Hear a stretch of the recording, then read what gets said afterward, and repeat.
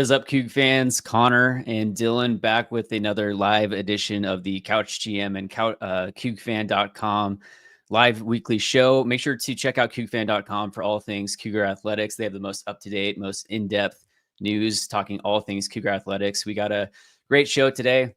We have quite the update regarding media rights, potential universities coming into the Pac-12 here in the near future that we're going to get into. The San Diego State University AD leaked some info that, was meant to be kept a little closer to the chest, but we're going to get into that. We're also going to get into some basketball talk. We've got a couple interviews that we'll play clips from, including basketball with Ethan Price. And then we got football later on with David Cuckoo. We'll get into baseball, some football talk, some combine talk, and much more. So Dylan, let's start off with the media rights talk that was coming out this week. First off, a big shout out to the Puck Show for having Canzano on and helping share a ton of insight. If you haven't watched it yet, go check out the Puck Show. Go check out that episode with Canzano talking about media rights, again, the leaks, all of the information. So to start off, there's something called a grant of rights. Canzano pulled a public record report and was able to find certain information that was going on behind the scenes.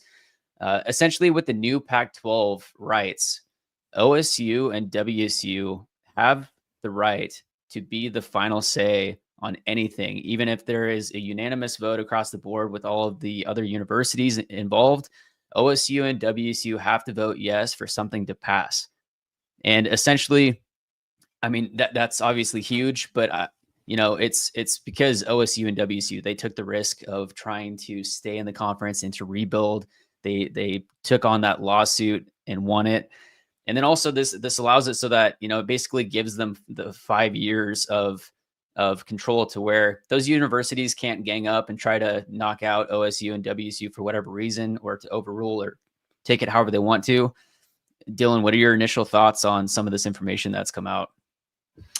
Yeah, I mean, essentially gives Washington State and Oregon State, these two schools that have felt marginalized, with the Pac-10 leaving and the traitorous 10, and gives them basically the final nod to go, hey, maybe if they're not feeling too inclined about traveling out to schools like Memphis, Tulane, this and that, we might see if that's truly how WSU feels. So, it just goes back to, WSU and Oregon State not letting this Mountain West 5 and Gonzaga kind of run away with the conference that they saved, So as they should, it kind of dignifies what WSU and Oregon State did in the fight and plight that they had, over the past couple of years in terms of reshaping this conference going forward. And yeah, as Canzano stated, this is essentially for the entire 5-year contract. So that's the length of time after which there would be a new contract written in place. And so basically they have overruling rights to decide on who they go with for a media deal, who they want to bring in for the expansion, Pac-12 Enterprises, the brand, what is done exactly with all of that. And then on top of that, some other information is that the Pac-12 moving forward is going to have performance-based payouts for the universities. So teams that make the playoffs or various tournaments are going to keep 50% of the revenue, and then the Pac-12 will split the other 50%. He mentioned that the SEC doesn't currently do a rev share like that. Can you walk through kind of what is common practice in NCAA and then how this is different?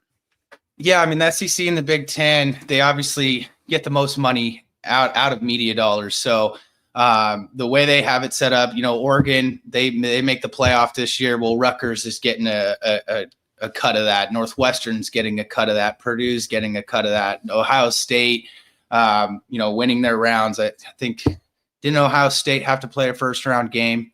So I think they played 4 total games. And gosh, I mean, that's a good amount of money that they're, having to put back to the Big Ten Conference. I know the ACC has somewhat adopted something similar to what the Pac-12's aiming to do. And this incentivizes the schools like Boise State and Gonzaga to come in. Well, hey, you know what? We weren't getting these deals in the West Coast Conference or the Mountain West Conference. And you just saw, Gonzaga's made the Sweet 16, I think 8 straight seasons.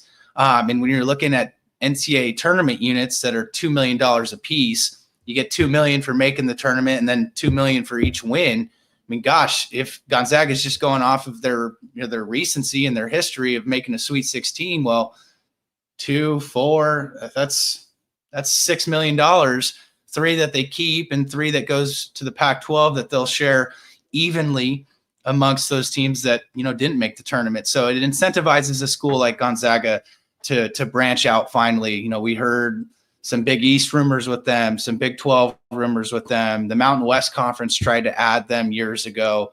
And they've kind of been firmly planted in the West Coast Conference. And I think a lot of these incentive-based, hey, eat what you kill is what Canzano said on Puck. And, Connor, you and I know that all too well with full commission jobs. So I think that's big time, right? Incentive is key. And so that's big time. And so as a part of the Canzano, and also just some of the news that was leaked, the San Diego State University athletic director got on the hot mic at one of the rallies for some donors, and he said he gave away some insider info. So we're gonna go ahead and play that clip right here. To end of next month, we will have the MOU done for our television deal. So we will know what our TV deal is going to be, who our partners are going to be. I will say this: they're entities that you're familiar with, that you would recognize. We're going to get great exposure, and the really good thing is we're going to get more exposure. It's not just going to be football and men's basketball, but it's going to be all of our sports are going to have the opportunity for this increased exposure. It's going to be increased revenue, which is a big thing for us. So that's really the next big piece. Once we know that, then we can go recruit that 8th football playing member. We need one more football playing member that has all of its sports to meet FBS rules or NCAA FBS rules. And then after that, we'll figure out if we're adding 1, 2, or 3 more schools, and whether they're coming in all of their sports. They might be coming in some of their sports. And some key takeaways from what he said there is that basically they're going to be finding their media deal, and it might be currently in place. They're just negotiating, signing the final paperwork, after which they're going to be looking to go out and recruit those additional universities. And he mentioned that it's not just going to be for football and basketball. It's going to be for a wider array of sports throughout the universities. There's going to be more exposure, increased revenue. He mentioned that it could be a familiar partner. I'm curious what exactly that means. Does that mean maybe someone like Apple, or if some of the games are going to be hosted on ESPN? I don't know exactly what that looks like. After that, they're going to find the 8th school for football, and then maybe 1 to 3 more. So what are your initial takeaways? Yeah, I mean, when you take a look at, hey, they're entities that you're familiar with, that you recognize, we're going to get great exposure. It sounds like it could be CBS Sports. Fox maybe taking, 1 game a week. Obviously, one thing too with the CW, we didn't really have a lot of Pac-12 after dark games. And granted, if you're not going to the game, you kind of like the 7 o'clock start. If you're not having to travel or actually be in the stadium live, it's tough, when you got to maybe travel back to Spokane or the Tri-Cities after a 7 o'clock game. But those windows are so important, especially those late windows on TV. So I'd like to see the Pac-12 go after, the Pac-12 after dark slogan and continue that. So it could be something similar with what we've seen with what the Mountain West Conference had in terms of the CBS Sports Network, maybe a few games on Fox. I'm pretty good off of ESPN Plus after watching, quite a few games basketball wise this year. It's not a great broadcast. It's not a great production. But the other thing is, obviously the Pac-12 has their own way of producing games. And in those quotes, you kind of read in between the tea leaves where, Canzano came out and said it's not just, basketball and football. It's going to be women's basketball and volleyball. So obviously they're aiming some way to produce, volleyball and women's basketball. So there's going to, and I believe they're all going to split that revenue on whatever they produce. I know they're producing some Warriors games right now, a few MLS games. So that's just something that you're hoping is going to be able to take off as well. But, the one thing that I thought Wicker, kind of said that you can read in between the tea leaves as well, as after that, we'll figure out if we're adding 1, 2, or 3 more schools. But here's this kicker, and kind of brings up like the St. Mary's aspect in basketball. And whether they're coming in all of their sports, they might be coming in some of their sports. So, you're looking at a school like St. Mary's. Does Creighton get a play, in terms of what they're making with the Big East and bringing them into the basketball side of things? I think that would be a fantastic addition, but I just don't know how, if they're able to pry Creighton out of a Big East deal that was just set last year. So that conference is making pretty good media dollars for it being basketball only for the most part. And a reply to this comment from Mark Pena. And if you have any questions or opinions, feel free to drop it in the comments. We'll try to get to it.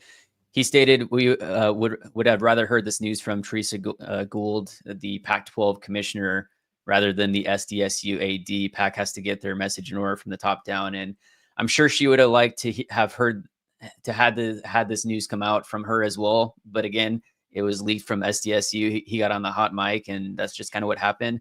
And as Canzano also described, I guess they have bi-weekly meetings, 2 meetings a week with all of the Pac-12 ADs talking about how this is going to take place going forward. And he wasn't directly called out, but they were like, hey, we need to not say X, Y, and Z. We need to not, do all this and put some posturing. And so that's just kind of what happens. What were you going to say?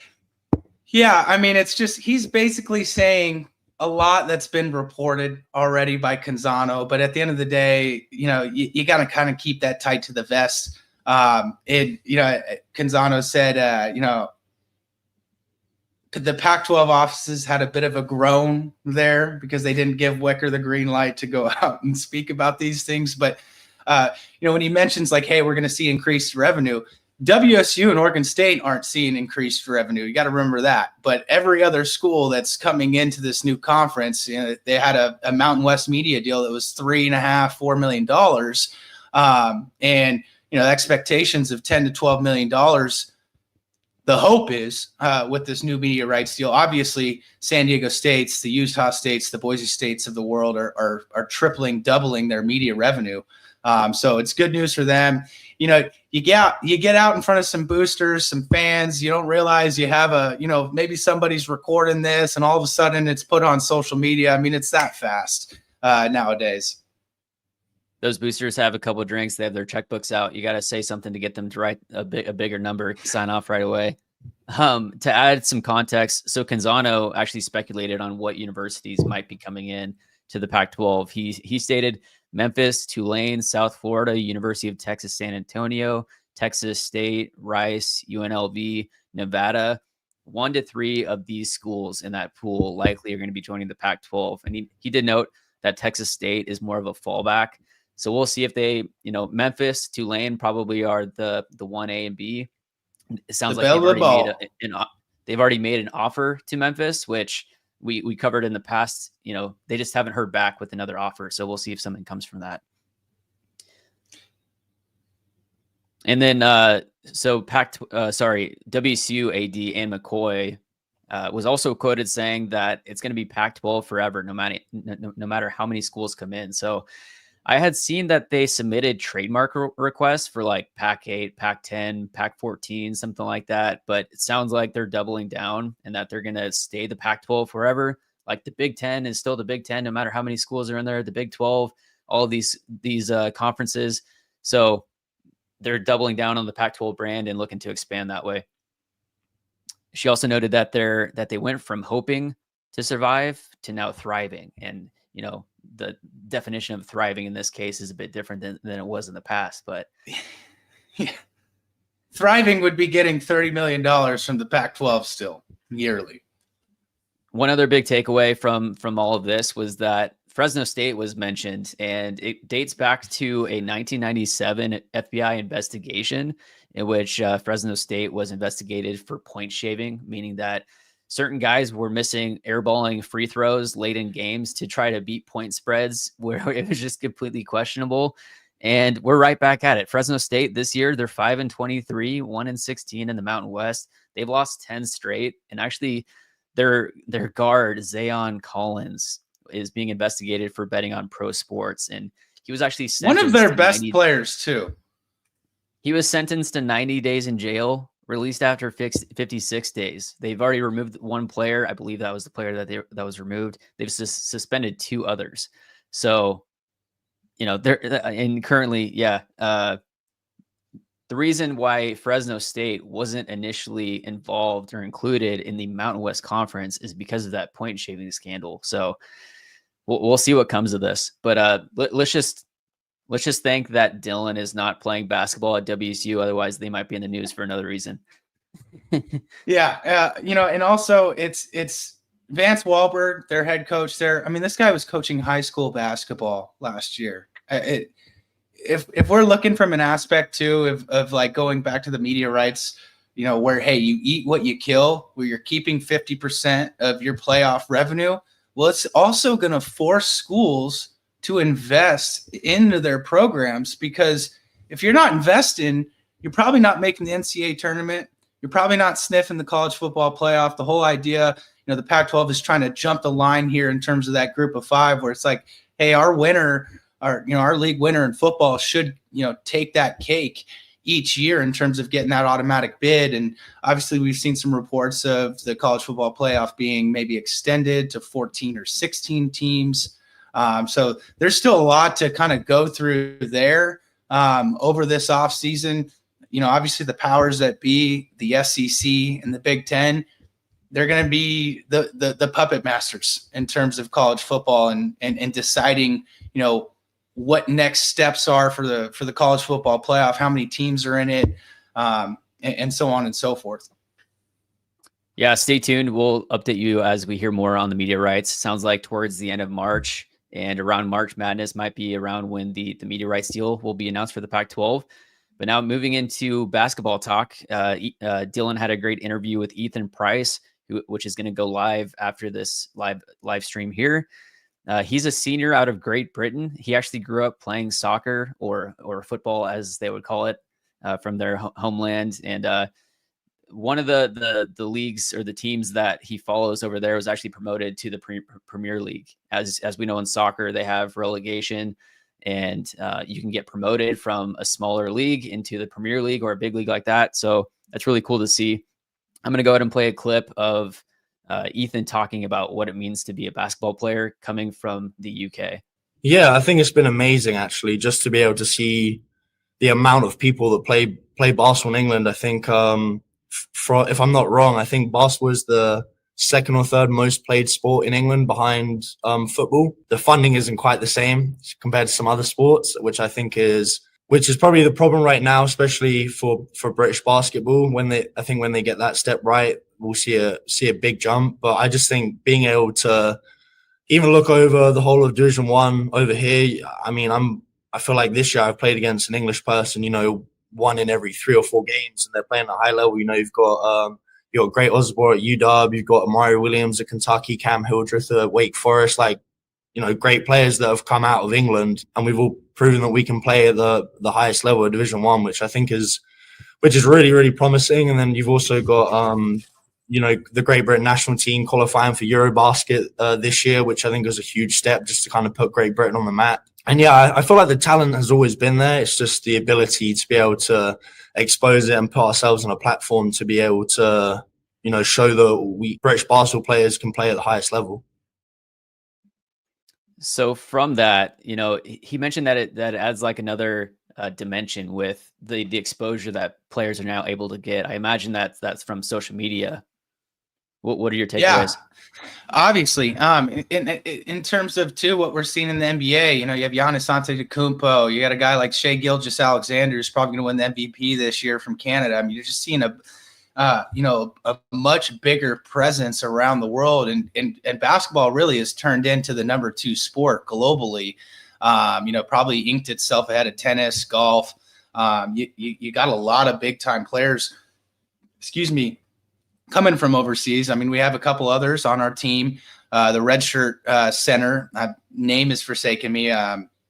Obviously we have our true freshman, Thomas Thrasterson, from Iceland, coming over here. He's he's turned into a big time rotational player. You've seen a player like Thomas's stature where he wasn't expected to really have minutes this season. And then Cedric Coward goes down, Marcus Wilson goes down, Rehard Wavers goes down, Isaiah Watts goes down. I mean, the list was continuous this year with the basketball team. And, we got to come out and say it. Like, the month of February, it was tough to watch. I'm sure a lot of Cougs have probably stopped watching the basketball team. I know a few that have. And to be honest, it's looked like they've quit at some points in the month of February. I mean, you come out and get blasted at home and give up 109 points to Santa Clara last time out. You got something to prove this week. Last home game tonight against USD, 6:30 p.m. USD comes in at 4-25. This is a team that they barely squeaked by at San Diego, and shortly after, you kind of started to see this team kind of go a bit downhill. Now, the one aspect too is we've seen this team get hot with the nucleus that they have. The question is have they quit on themselves and the team? So I don't think so. I think this week is going to be a big opportunity for them to come back and show alums and fans, hey, let's rattle off 2 wins against 2 of the teams in the bottom of the conference. If they can get St. Mary's to beat Loyola Marymount this week and they win their final 2 games, they will be able to jump LMU into that 6th spot in the tourney. There's still some shaking to do 3 through 5, but this is a team that, could win 2-3 games in the West Coast Conference if they get hot, especially with the 3-point shooting. But it comes down offensively. There's been a lot of hero ball and there's been a lot of selfish basketball lately. It's not the brand of basketball that we're accustomed to seeing offensively from David Riley. Now, the turnovers and the defense, that's got to be adjusted too. I mean, they got to be sitting around 10 to 12 turnovers a game, but unfortunately, they're leading the West Coast Conference in turnovers per game. So this is going to be an interesting one tonight. The line is WSU 13.5-point favorites. The over/under is 158.5 for our betting folks out there. It's tough to take WSU with 13.5 points currently. So it's going to be interesting to see. But I also did ask Ethan about, hey, over this last month, obviously they've lost 8 of 9 games. What have you guys been trying to do? And do they have something to prove? Yeah, for sure. I think we have something to prove every game we step out. And I feel like the team as a whole has definitely felt that disappointment over this past few weeks, because we definitely know we can play better, we can win these games. But kind of like I was saying, it's an everyday process. I think we've had a good mindset of not looking too far ahead and also not looking, back in the past, because you can't go back in time and change those games. I think our details and what we're doing every day leading up to these next few games is going to determine how we finish the season. And yeah, we definitely have a point to prove. And that's what you're going to – yeah. Sorry. And that's what you're going to get from one of your team leaders. Obviously, Ethan Price been with David Riley now for 4 seasons, had options this past summer to go play basketball, maybe at a higher level in terms of conference stability. Basically, they've got to win these 2 games. You finish 18-13 in the regular season, but I don't think many people expected WSU at best to finish 8-10 in conference. Their preseason 5th place from the media before the season started. And they started 13-3. They are 3-9 since. They're 16-12, 6-10 in the WCC overall. Like you mentioned, they have one more game versus San Diego, and then they have at Pepperdine to end it.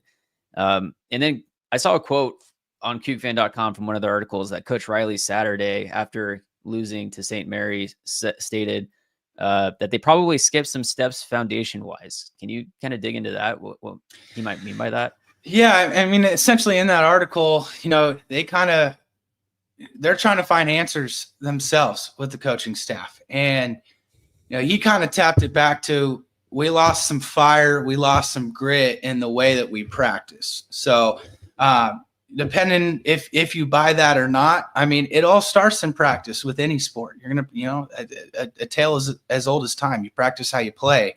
But, guys like Nate Calmese, he's got to step up. I mean, he's been on a milk carton at some points in February where it's like, okay, where is this guy that's been able to get into the paint at ease, set his teammates up for open shots. So, the other aspect too is like, do you sit Isaiah Watts for Thomas Thrasterson? In my opinion, I think that might be something that David Riley has to mull, but he came out and said that he's going to kind of stick with his guys. So we'll see how they look tonight. But I think, a guy like Thrasterson that what you're going to get defensively with him, as well as rebounding the basketball. He's a player that I think has really taken some steps forward this season. And I think he's going to be one of the main guys that you're going to have to keep going into next year. You're not going to be able to keep all of these players. You're not going to be able to keep Nate Calmese, Isaiah Watts. If Cedric Coward decides to return or go to the draft, Lawan Watts. In my opinion, in terms of where we're at with our NIL and our match campaign, you're probably looking at trying to get one of those 4 guys back, realistically speaking. Let's go for it. Sorry, folks. We're still working out the kinks in between Connor and I. But yeah, go ahead. Yeah, and then you had a few clips of Jalen Wells, who is a standout at WSU, now a standout with the Grizzlies. What are these clips that we're going to go into here? Yeah, so this first clip is their overtime game against Phoenix, where Jalen, I had 19 points. I think he was +6 in his plus or minus.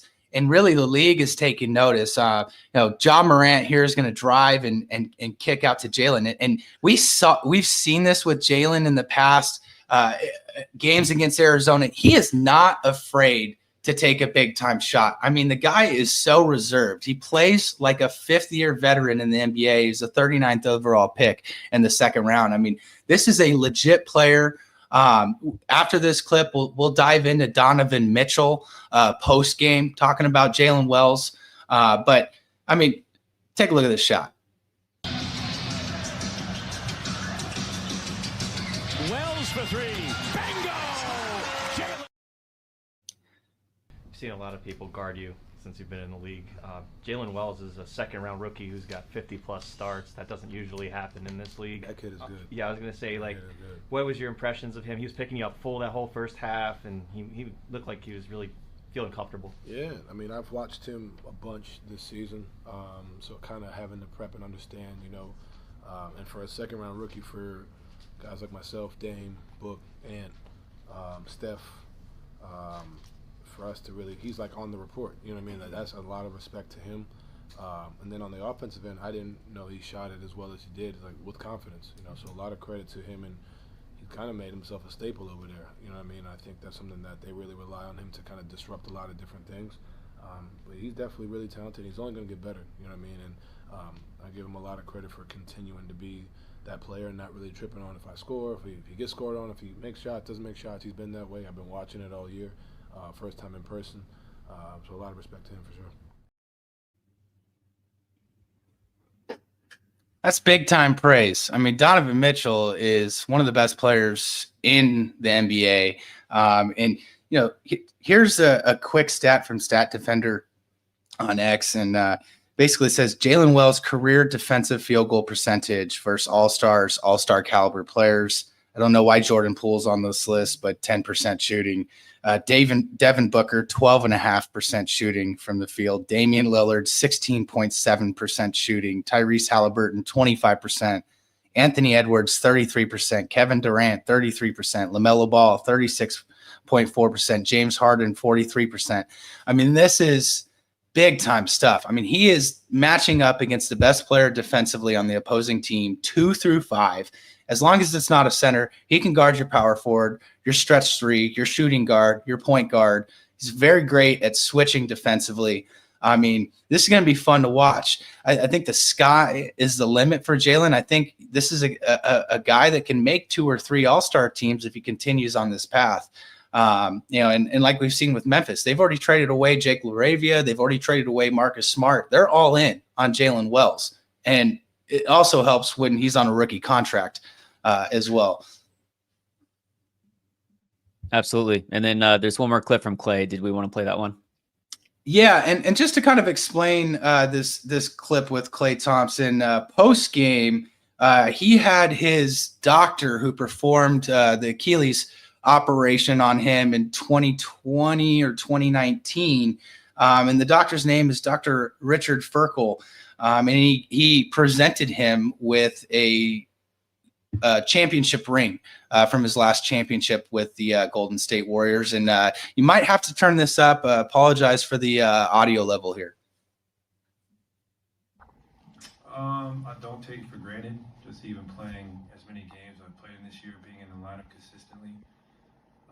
It was really cool seeing Dr. Ferkel tonight. That man reattached my Achilles, so to see him and see how far I've come from the operating table to being out there on a nightly basis, it's a huge accomplishment for myself, and I don't take every night in an NBA jersey. To me is just an honor, and I've enjoyed every second of being a Dallas Maverick, and I know there's so much greatness ahead for us. We just got to stay the course.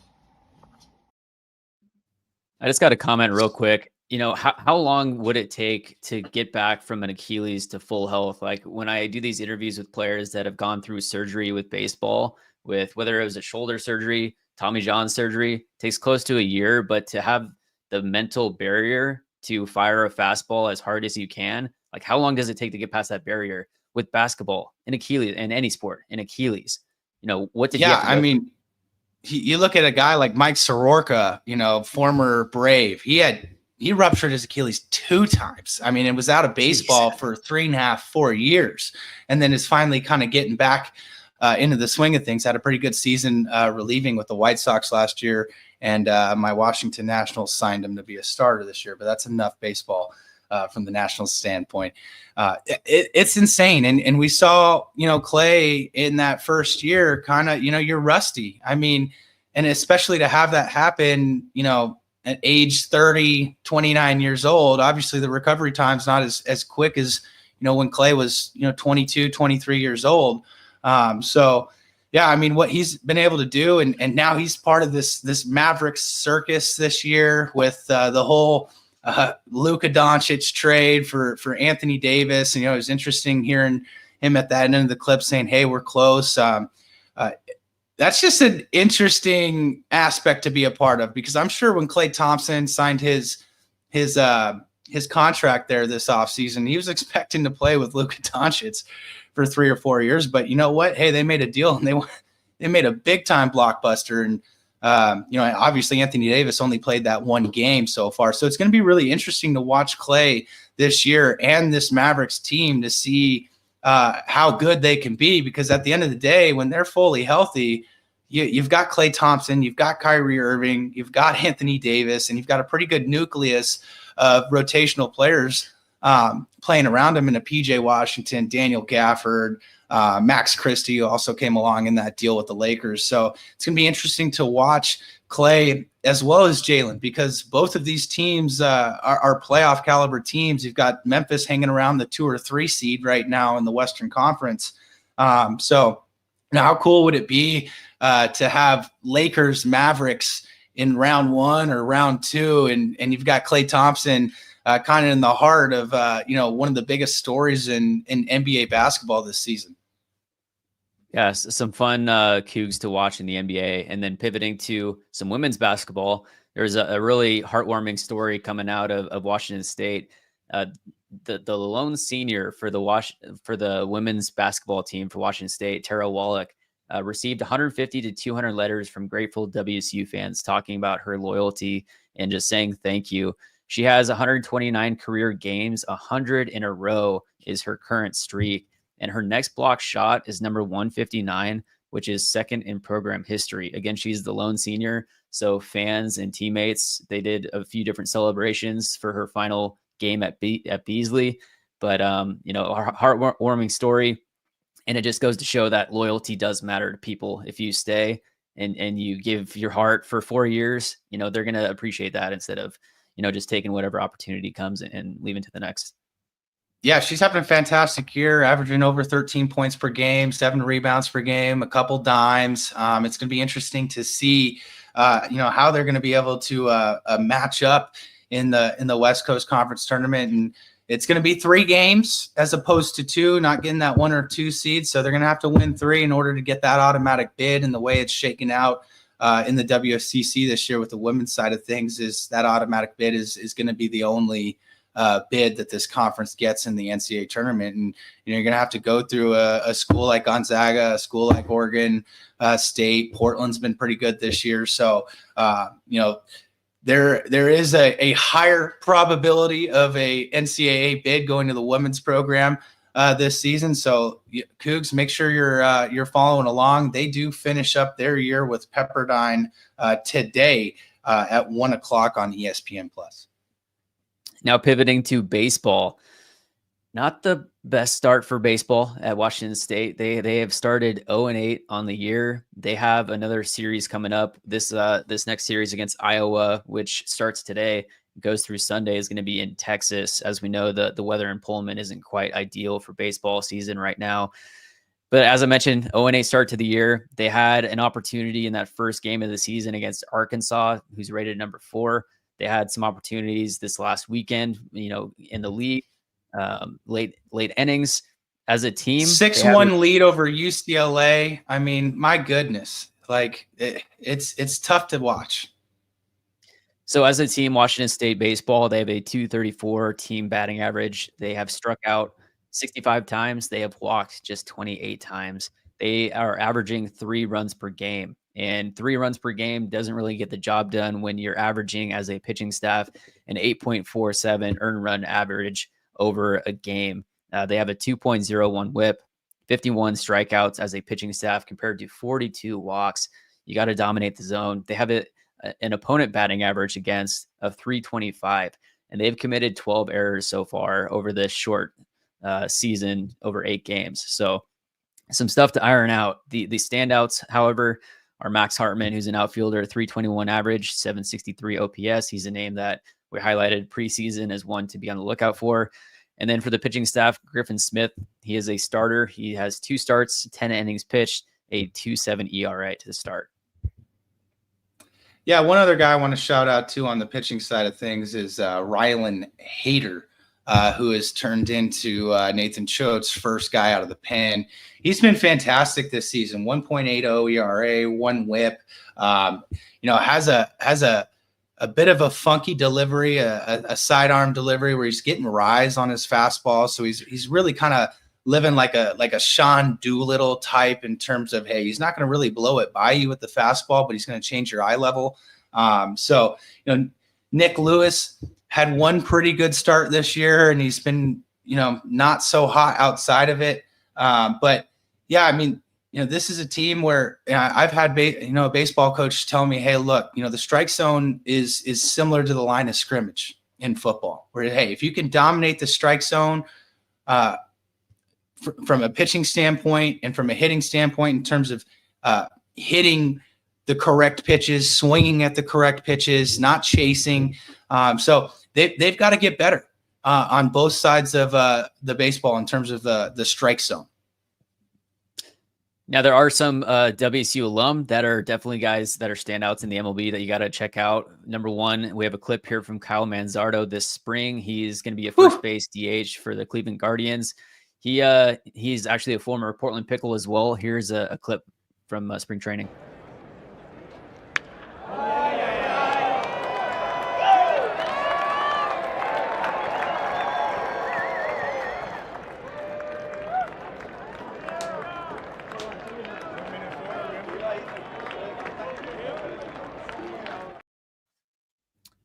If you're going to be down in spring, I got to get in the gym, man. I need some tree trunks like that.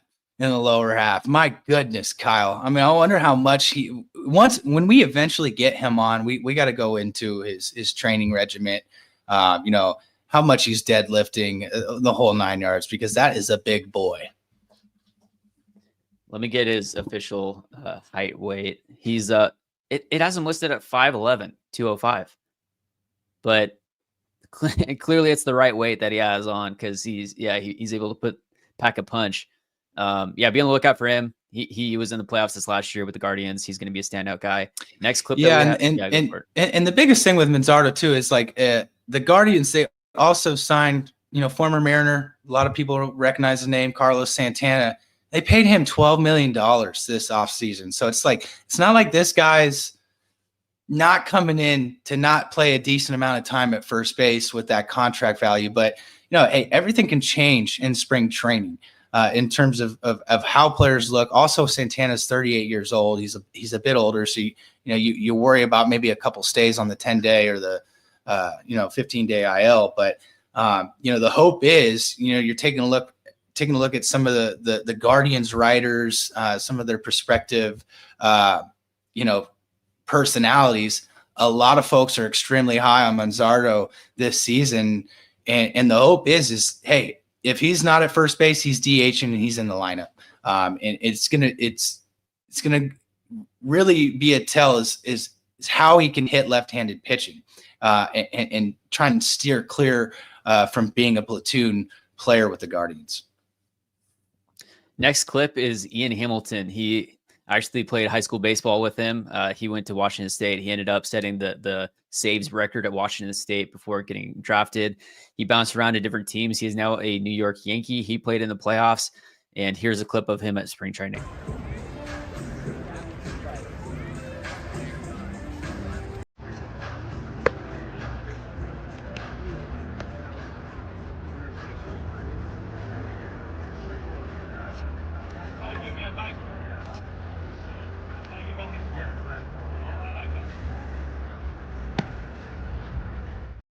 So to add some context to that, when you're doing that with your glove, that's a changeup. But the crazy thing about his changeup is that it's completely different from what else is being thrown in the league. A changeup typically breaks down an arm side. However, his is called a slambio. And Aaron Boone, the New York Yankees manager last year, went in depth on how this gets batters out. And essentially, different is good because hitters are not expecting to see what happens. It looks like it's a changeup spin, but then it breaks the opposite direction of what it's supposed to break. So Ian Hamilton, he's got a 98-mile-an-hour sinker. Pair that with the slambio. He's had some great successes so far in his time. Yeah, and when you take a look at it too, it looks like he's throwing a circle change as well in terms of the grip. It doesn't look like your slurve or your slider or a curveball. So like you said, hey, it's similar to Ryan Walker. I mean, with his crossfire delivery, a lot of pitchers, a lot of teams these days are looking for people that are going to make batters and hitters uncomfortable in the box. So it's good to see that Ian's healthy and taking a look at that first off-speed pitch. I don't care who you are. I don't care how much basketball, football, tennis, golf you watch. That is the hardest thing to do in professional sports, is to hit a baseball. And what these guys do, you got a guy like Ben Joyce on the Angels who's trying to get up to 107 miles per hour with his fastball, threw 105.5 last year. I mean, the state of this game, it's just in great hands. And especially, I loved what Manfred has done in terms of with the pitch clock, speeding up the game. Now we have games, ending 2.5 hours on par with what a basketball, program is typically when you watch an NBA basketball game or a college game. But the biggest thing for Ian is going to be health going forward. He's been a bit injury prone during his career, so he's a guy that Aaron Boone has entrusted in getting late inning outs in the 7th inning, the 8th inning. Had a few saves as well last year. So we're wishing Ian good health this season. I wish he was on a different team, but that's neither here nor there. So what's funny is that he actually grew up a Red Sox fan. So imagine him and his family, they grow up Red Sox fans. He has the opportunity with the Yankees. I mean, you'll take it. And one other big note is that Clay Holmes, one of the relief guys for the Yankees this last year, he signed with the New York Mets as a starter. So that opens up another opportunity for Ian to potentially step into some of those higher leverage situations. And then let's see here. Yeah, so Ian Hamilton, standout guy. Make sure to be on the lookout for him, and then also We look out still for haven't Ryan seen Walker. any new video on Ryan Walker in terms of spring training. So Connor pulled up just a crazy clip from last season. So I don't actually have that clip. However, check out Ryan Walker, because when you look at, if you're into baseball, if you're not into baseball, highly encourage you to start watching baseball. Look at the details. Like we've said, the talent in the league right now is like nothing we've seen before. It's incredibly fun to watch. They added the ABS system to spring training, automatic balls and strikes. They can tap on the top of their helmet to challenge a pitch, the pitcher, the hitter, or the catcher. And that's been a lot of fun to throw it up on the scoreboard, show umps that, hey, yeah, you actually do suck, or hey, nice job on calling the correct pitch. But I lost my train of thought there. Where was I going? ABS. Yeah, it's a super fun time to watch. And as I was saying, Ryan Walker. So when you look at the mound, typically the pitcher is moving right down the hill, and you'll see the footprint to where the pitcher is landing with their stride leg. However, with Ryan Walker, he has a crossbody fire. So it's like, instead of going straight down the hill, his landing foot or his plant foot is completely off to the side. And then he comes across his body, fires across. He has a sinker at 98, as well as like a devastating sweeper. It's absolutely devastating. So Ryan Walker, make sure to check him out as well. Then now transitioning into football, our final segment. Spring ball starts this Saturday for the Cougs. So make sure, again, to check out CougFan.com. They have a full position by position preview of who to be on the lookout for throughout the spring. Again, that will end in late March, early April with the spring game in Pullman.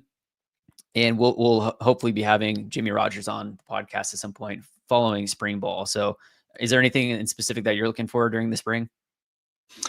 Yeah, no, we've heard some reports that Angel Johnson, might be dealing with a lower ankle leg injury that might keep him from starting spring ball on time. We don't really have too much information outside of that.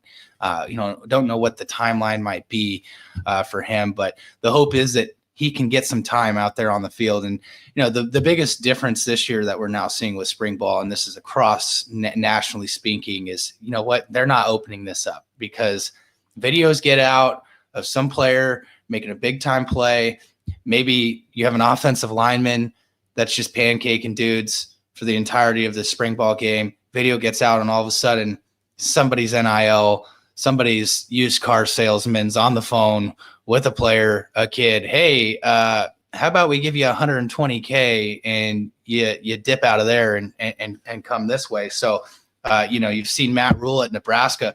That is a big time money maker and a big time thing for Nebraska football. I mean, they pack in 90,000 people for a spring football game. And he said, see ya, I'm not dealing with this. So similar with that. So how much information, Jamie and some of the other scribes are able to get out of Jimmy Rogers and, this upcoming spring portion, they haven't dealt with Jimmy yet, so, the media side of things is also, seeing the difference between what Coach Rogers and Coach Dickert, do.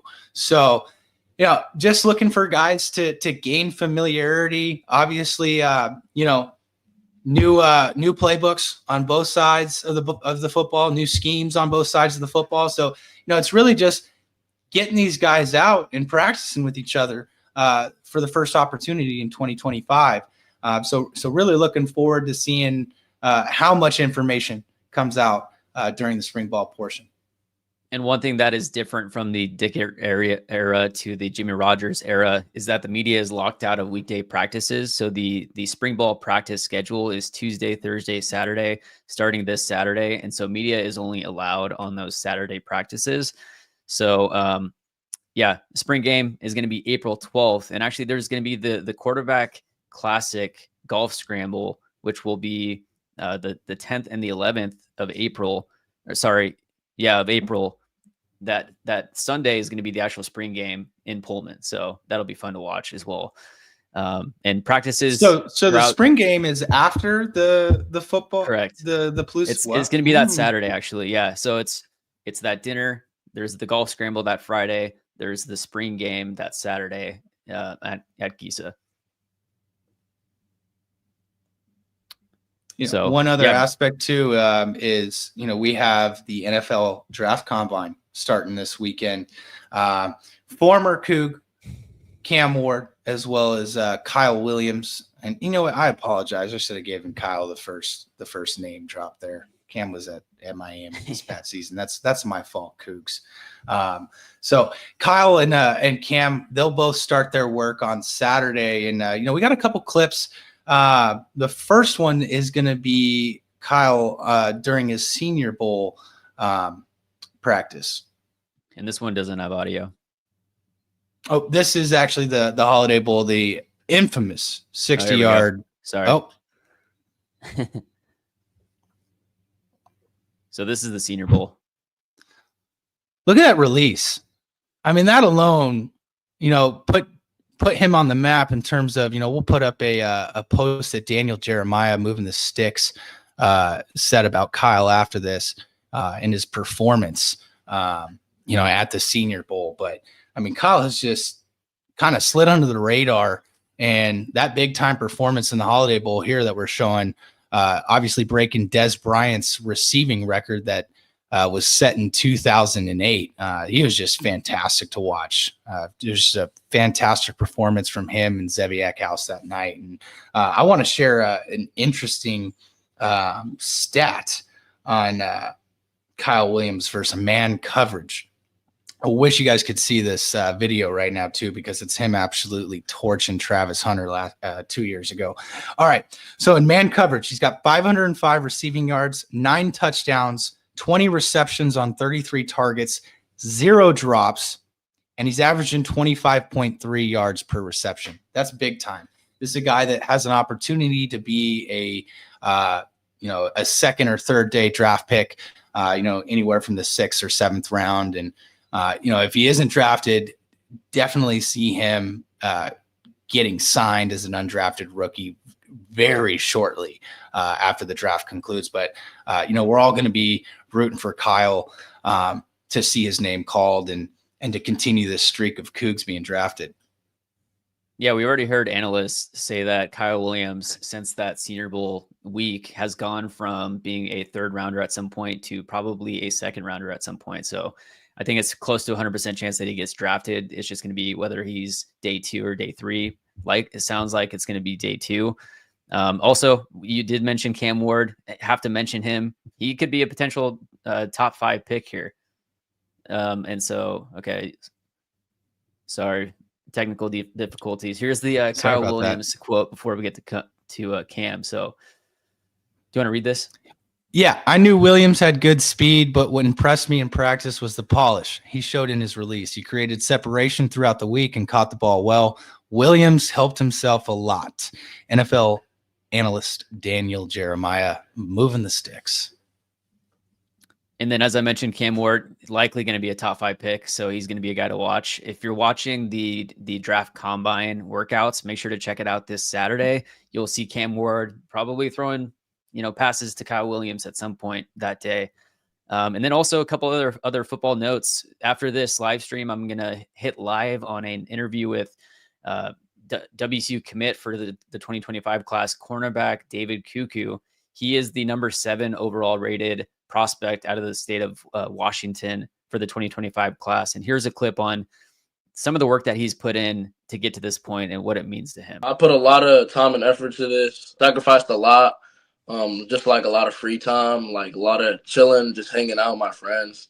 I mean, but it's really nothing because I just kind of like paved the way for my future. That's how I really see it. And I hope that's how they see it too. Like, I hope they don't just think like, oh, he's just like knocking us off. Like he just doesn't want to hang out with us. Like, no, like he's doing something for himself. Like he's really setting the path for his future. And I also do it for like the kids that like didn't really have hope here. Like, There's not a lot of like kids around this area with like whatever I have. I feel like I'm just blessed to be in this position. I feel like I just give all glory to God.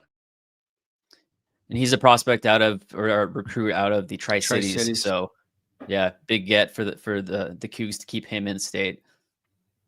And then, first off, I just also want to thank everybody. We've got 511 people in here right now watching us. This, like, we cannot thank you guys enough. We love doing this. We love spending our free time looking up Coug news, whatever it may be. And we really wanted to get in gear with this show today. We had a little bit of some technical difficulties in terms of putting in live video and clips like we've been putting in throughout the show. So you guys can expect that every Thursday. And you know what? I'm just going to name drop it. We've got a big time guest coming on next week on the live show. Current Los Angeles Ram, former Coug, Brendan Jackson is going to join us next week live. So we're really looking forward to talking to Brendan about his first season with the Rams, how that first year in the NFL went, what it's like playing under Sean McVay, this and that. Also, if you guys have anything you want to ask Brendan Jackson, tune into the live show, drop us a comment, and we'll ask him right then and there. Another interview that we're going to have going live after next week's live stream, and we'll play some clips throughout, is standout safety that transferred from South Dakota State University over to Washington State. He was an FCS All-American. That is going to be Tucker Large. So that's going to be a great conversation with him, hearing some insight of his playing experience with Jimmy Rogers up to this point, the defense that they're going to be bringing. We're trying to get Caleb Franzel, some other guys on to give some insight onto what to expect from this team. It's going to be a lot of fun. Hey, best way also to support what Connor and I do, and I'm going to ring this bell right here. Subscribe to CougFan.com. Regardless if you haven't subscribed before, but if, hey, you guys care about what we're doing on a weekly basis, monthly basis with the Cougs, that is the best way to support us. And shoot them a message. Say, hey, thank you. We're here because the Couch GM and Dylan brought us here. So that's the last plug I've got for the program today. Thank you, everyone, for tuning in. Thank you to those that commented. Make sure to tune in next Thursday, 9 a.m. Pacific time for our next live stream, and we'll see you there. Go Cougs. Go Cougs.